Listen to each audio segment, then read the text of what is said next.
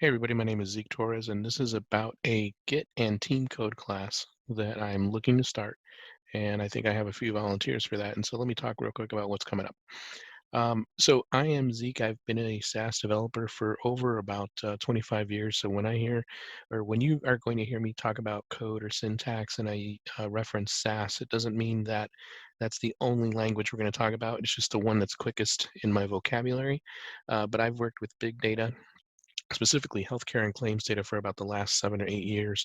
Live in Chicago. I've got teenagers who are about to head off to college soon. Think of me as a data engineer. I do a lot of ETL work and data preparation for people who are quantitative or statistically focused in the work that they do. So those are typically the people that get the results of what I put together. What we're going to try to accomplish is putting together a class that focuses on Git version control, but also improves our team code and it allows for the diversification of syntax, improving the process and our code results. The three key parts of what we're going to try to accomplish with as few a number of sessions as possible is: how do we use Git? Where do we get started with it? What would our code or peer review process look like? What is the ideal one to implement for our teams? Not being strict in how we do it in terms of the functional implementation, but just what are the best practices for us to embrace and explore with our team together. And then ideally what we want to get to is our code and syntax improvements. Those are going to happen over time. And one of the reasons why that is, to me, the last thing to focus on is because that's a long-term thing. Our code is basically written typically under pressure and with time and budget constraints. And no matter how good our code is, there is some debt built into it. Is not optimal. I've never found code that was 100% satisfactory to the team or to the person who wrote it. And so ideally, there is always a place to improve something because inherently that's some kind of code debt. So if we did want to write the best code possible, we'd have all the money in the world and all the time in the world, and we wouldn't have any debt. But it's not the case. We typically have things to solve. In fact, if we look at a quick issue that teams face on why we should use Git in the first place. Let's say, for example, our team of 4 or 5 people is the same team today that existed a year ago. But a year ago, we're going to call that team alpha. And today, it's the same 5 people. We're going to be called team beta. So a year ago, we did some projects. They're the same kind of projects we're working on today. We wrote code, and it could be the same code we're writing and working on today. But we had our own style back then, but it's changed over time. But one of the things is certain, because we didn't pay attention to what we're doing. Our code is in different places. Our naming conventions aren't exactly the same as they used to be a year ago. Our documentation standards have shifted, right? Because the way we did things a year ago, somebody came and went, and now we're doing things a little bit different, or maybe a client wants things a little bit differently. And then our code quality standards have changed. Back a year ago, we tried something and it didn't kind of work out, and so now we're trying different standards. Those are typically changes that, or issues that a single team faces, and it could have been a year ago or it could have been a month ago. So imagine if it's two different teams from two different departments that face those same challenges, and yet they're still trying to work functionally together as part of the same organization. So what they coded yesterday, or we worked on yesterday, could be our legacy code. That is the code that got us to where we wanted to go, but we might be in debt. Maybe the documentation isn't good enough, or maybe there's actually too much documentation. Maybe the code is hard to maintain and we'd like to improve it, but we don't even know where to get started. Maybe the code exists, but we don't know which output came from which code because we didn't name things correctly. So we could be drowning in lots of documentation. Typically people would say there's analysis paralysis. Well, I've seen people drown in documentation, all sorts of reasons to document everything. But when it comes down to it, it's pointless, because when it really matters, that documentation doesn't help us. So there's potential, right? Because the code does work and we have lots of code and lots of documentation, but you know, all it takes is for one person of the team to go missing, and now we don't know what the code means to the documentation or to the output. So our risk still exists of losing the code even though we have it. So a real quick view as to what an ideal structure that we're shooting for is, which I will help get implemented for your teams, is ideally we have a path somewhere on a laptop, desktop, or server which holds many folders that have many of our projects, but let's look at one project in particular, Project A. Project A will have a code folder, and under that code folder, there will be many subfolders, ideally 5, 6, 7, I'm not sure, but each of the subfolders is specific to a syntax. So there will be a SAS folder holding only SAS code. There will be a Python folder holding only Python. There will be an R folder holding only R code, and so on and so on. The folder called universal is meant for something that is not specific to any syntax, but is actually meant to grow over time as we implement this overall strategy. A good component to go into our syntax independent or our syntax agnostic universal folder would be a list of states. We could have a .txt of the 2-digit state abbreviation equal to the long description state name. That .txt can be used by SAS, it can be used by R, it can be used by Python or SQL. It is not specific to one syntax. And so as we have more facts like that, more elements like that, we ideally want to decouple them from being under the domain of a specific syntax because they don't belong there. And so over time and over the process of these courses or these sessions that I'm going to engage in, I'm going to explain what we can do with our code to get us to that decoupling of a single syntax and diversifying our syntax code base. But if you'll notice, there are 3 other folders, one for our logs, one for our output, and one for our source data. Those folders have a specific purpose, and in our course, in our classes, I will explain what those are. But ideally, we want a developer to focus on a project and work on the code that is useful to them or functional to them, but not have the bureaucracy of having the logs, the output, and the source data be part of that Git repository so they can continue to work on the code, but the results and the output are part of something that the team shares. And that is, again, another component of what we're going to cover. So ideally, what we want to have is a workflow where somebody who's focusing on a SAS component of a project can work side by side and simultaneously with somebody who's doing some Python work or some R work, but that work is being pushed to a single team location. And I'll explain more of how that benefits us, but that is possible and that is an ideal scenario because what we want is for those 3 individuals to be reviewing each other's code, and by the process of reviewing that code to actually benefit by learning about the code that the other person is generating, producing, and sharing.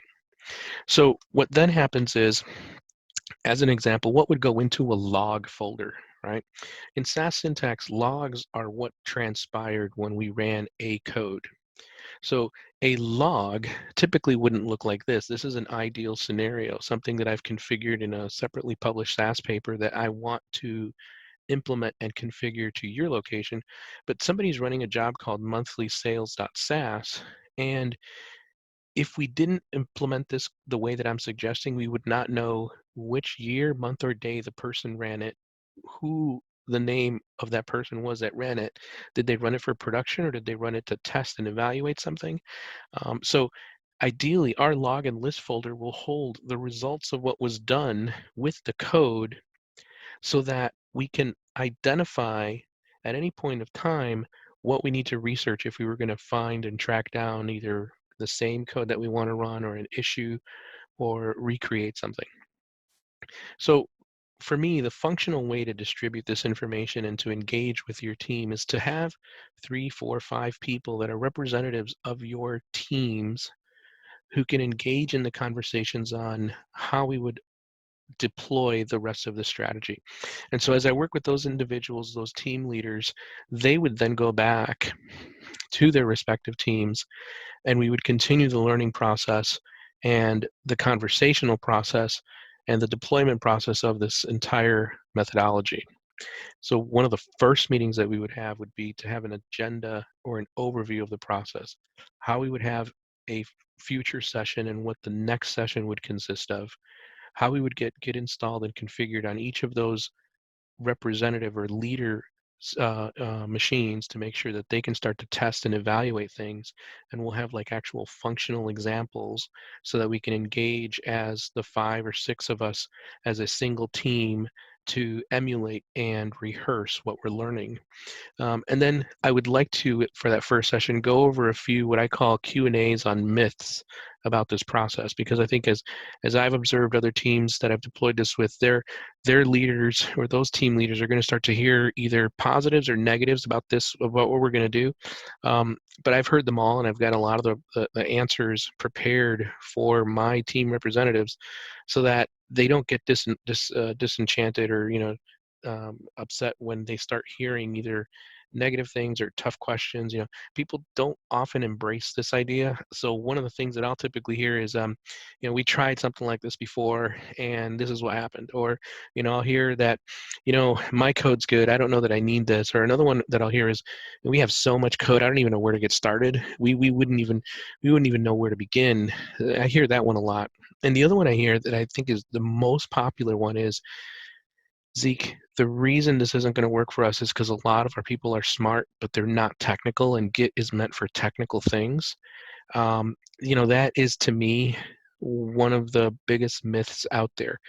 Git is for non-technical people as well, and I'll cover the response to that because foundationally, if those smart people that aren't technical can't handle a little bit of technical component to this, we have other issues to really solve. And frankly, that's something that I think maybe even HR needs to hear about, because I firmly believe that if I can do this, anybody can do this.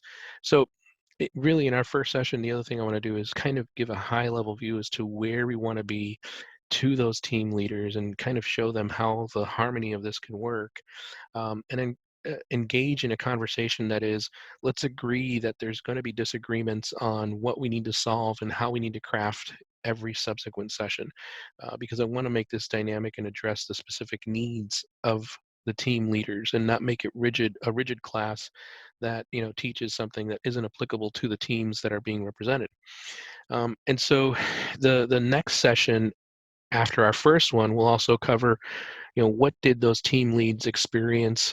What do they need to bring back as far as what they've learned or observed, and what they felt about what they learned from the first session or in between the first and second session. So that, to me, is an ideal kind of starting point.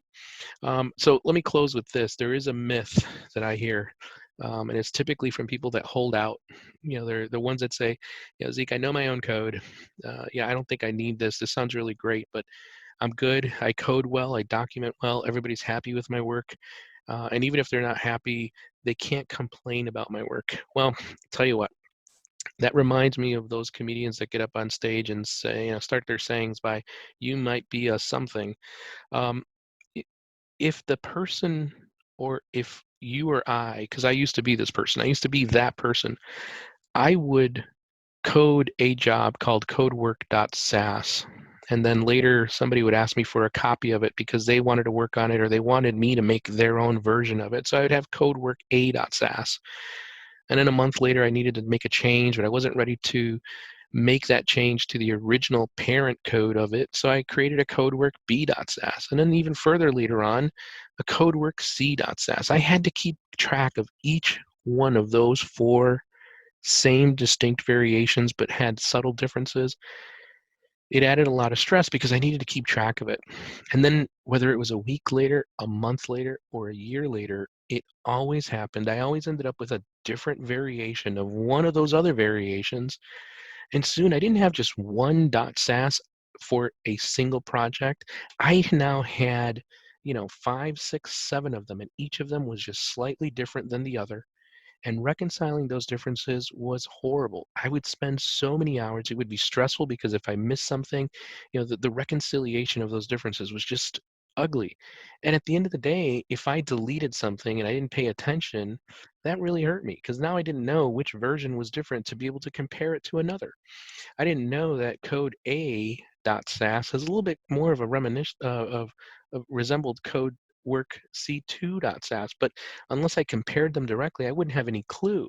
And so that kind of mess, to me, if somebody's doing that to themselves and doesn't understand how Git and version control and peer review can help them, we need to have them engage in this process once we get used to it ourselves. So that's what I wanted to cover today, and I hope that this makes sense, and look forward to getting started with everybody on this. Thanks.